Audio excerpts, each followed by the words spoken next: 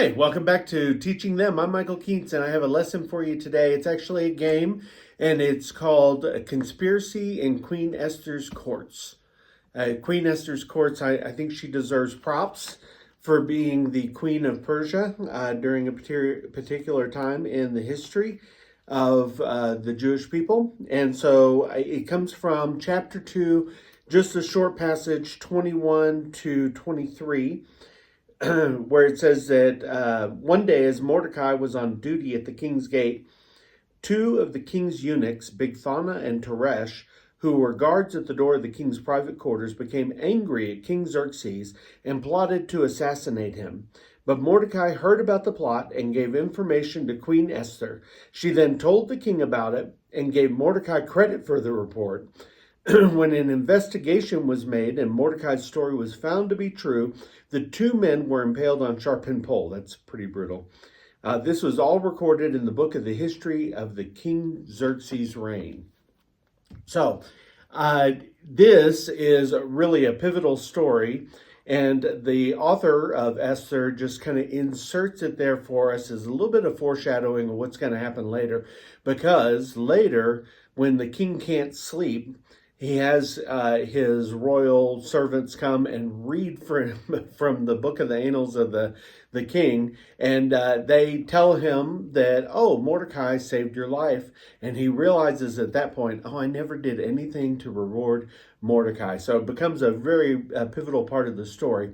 And so we're going to teach the kids about that by playing a game that's kind of like Clue. If you've ever played Clue, it's that mystery game. When I grew up, it was very popular. I don't know how popular it is today, but it's a game where you become like a detective, Inspector Clouseau, and you try to figure out who did it, with what weapon, in what room. Now, the Bible only tells us who did it. We know Bigthana and Teresh were the two people who plotted to assassinate the king. But we're going to add a little bit of embellishment there. We're going to imagine a weapon that they might have used. We're also going to imagine that they were going to do it in a particular place, and that'll help us to build out the game. So the way that the game is played is you're going to have these cards, and I've got them on sheets here. There is a sheet for suspects. There's a sheet for locations, and there is a sheet for different kinds of weapons that they might have used. And you're going to have a couple copies. You're going to have one copy for the kids to look at so that they'll know how to guess. And then you're going to have another copy that you're going to cut into little cards. And these little cards will be, some of them have people, suspects on them. Some of them have locations, and some of them have weapons that you're going to do. And then you're going to pull out the three that are the correct answers. For my fictional game, we're going to say that Bigthana and Teresh used the scimitar, that they plan to assassinate the king in the armored doorway. And then you'll want to pull out Bigthana, who was one of the king's royal guard, and Teresh, who's another of the king's royal guard. Those four cards will go into the top secret envelope.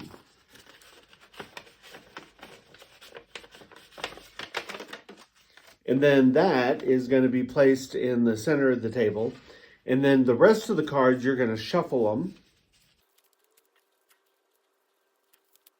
The idea here is that you want them all mixed up. And then what you're going to do is run the game in this way. And you'll say, hey, kids, we're going to play a game, a mystery game. You're going to be a detective, and you're going to try to help us figure out who plotted to murder the king of Persia back in the time of Esther. And in order to play this game, we're going to play it like Clue. You might ask if any of the kids have played Clue, because that could be helpful for their understanding. But if not, you can just tell them how the game is played. You're going to say, you need to guess who did it, in what area of the palace, and with what weapon they intended to use. And so you can show them a printout of all the whodunits, like these are the suspects. You can show them the locations, and you can show them the weapons. And then I would have a copy of that. I would just lay it on the table. And you say, in this top secret envelope are the answers to who did it, with what weapon, in what place, and you're going to place that in the center. And then you'll say, now I'm going to pass out these cards to you. It depends on how many kids you have. I think this game's best played with somewhere between 4 and 10 kids. And if you have more than that, you might want to break them into separate groups. But you say, I'm going to pass these cards out to you. I'm going to pass them out face down. Don't let anybody see what your card is, because that is your clue as to what's in here. If you have it in your hand, it cannot be in here. If you have a particular person, then it can't be in the top secret envelope, because there's only one copy of each of these cards that's out there. So if you've got it, then you know that person didn't do it. Or if you have a weapon, then you know that that's not the weapon that they used, because it can't be in the top secret envelope. If you have a location, it can't be the location. So that's your clue to help you to solve the mystery. And we're going to pass these out so that everybody gets a card. Now, you may have, some people may get 2 cards or 3 cards. Not everybody will get the same amount of cards. It's very random. And so what I'll do is I'll pass out the cards. I'm going to pass them out face down to different people. So they're all passed out. Now this person here, they actually got 4 cards. This person got 4. This person got 3, 3, 3, and 3. So that's their clues. And then I'd say we're going to go around the circle, and you're going to make a guess. Your guess has to include all 4 cards that are in here. So you got to guess 2 people, 1 place, and 1 weapon. What's that going to be? And if you have them, you know they're not in there. So then you go around the circle, and each person gets to guess. And I would maybe pick the person with the next birthday and let them go first. And so whoever has the next birthday, you say, you get to guess. You got to guess 2 people, 1 location, 1 weapon, and tell us if it's in there. Now, this person has poison. They could be sneaky if they wanted to, and they could guess, oh, I think it was Queen Vashti and Memucan. Memucan is another character in here. Queen Vashti, the former queen, and Memucan could have been the people who did it, and I think they did it with the poison because they're trying to be sneaky, and they did it in the minor chamber, So that's their guess. And then what you would do is you would say to the person to their left, you'd say, do you have any cards that would prove that wrong? And if they have any cards that prove it wrong, they have to show 1 card, just 1. Because if you show all the cards, then the game goes very fast. And they're able to figure it out. But they only obligated to show 1 card, but the person on their left is the first person. And they look through their cards, and if they have Memucan, so this person has Memucan, they have to actually show it. They have to say, I have Memucan. They then lay that down in front of them, so everybody knows Memucan is not in the top secret envelope. He could not have been the one to do it. Now, they may have 2 of the correct cards, but they only have to show 1.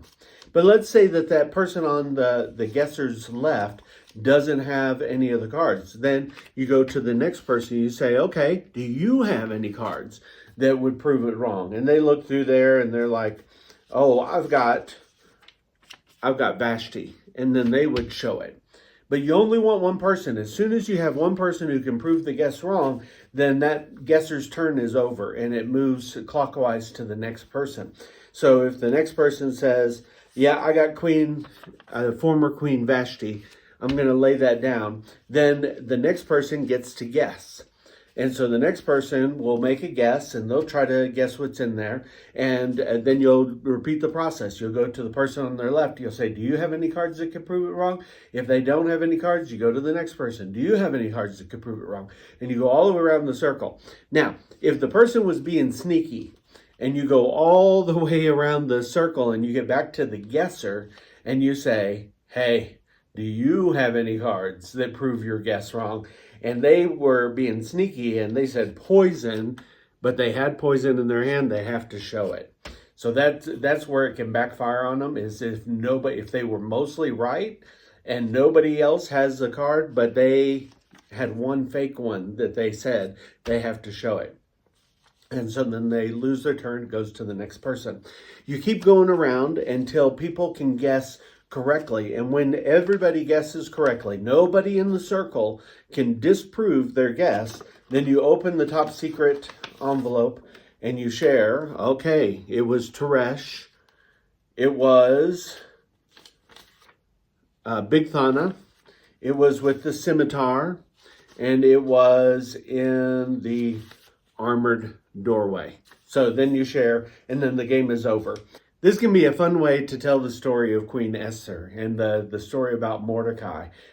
You want to save the reading of the Bible passage until after you've played the game so that you don't give away the whodunit, that Big Thana and Teresh were the two guys, because that's clearly in the Bible passage.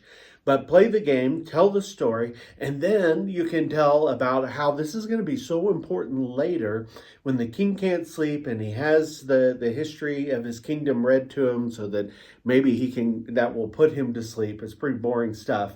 But instead, he hears something very exciting, that Mordecai saved his life.